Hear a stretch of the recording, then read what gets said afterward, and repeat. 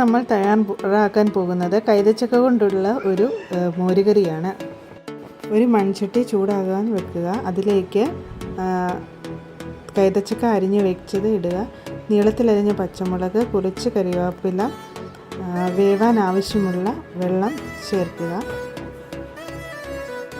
അതിലേക്ക് ആവശ്യത്തിന് ഉപ്പും മഞ്ഞൾപ്പൊടിയും ചേർത്ത് ഇളക്കി അടച്ച് വേവിക്കുവാൻ വയ്ക്കുക. മോരുകറിക്ക് ആവശ്യമുള്ള അരപ്പ് തയ്യാറാക്കാം. അതിലേക്ക് കുറച്ച് തേങ്ങ എടുക്കുക, ഒരു നുള്ളി ജീരകം, ഒരു പച്ചമുളക്, 2 കുഞ്ഞുള്ളി എടുത്ത് നല്ലൊരു പേസ്റ്റ് പോലെ അരച്ചെടുക്കുക. കൈതച്ചക്ക ഏകദേശം വെന്ത് വന്നിട്ടുണ്ട്. അതിലേക്ക് നമ്മൾ തയ്യാറാക്കിയ അരപ്പ് ചേർക്കുക.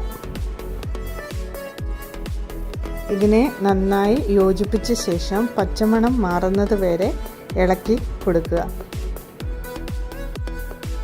ഇപ്പോൾ പച്ചമണം മാറിയിട്ടുണ്ട്.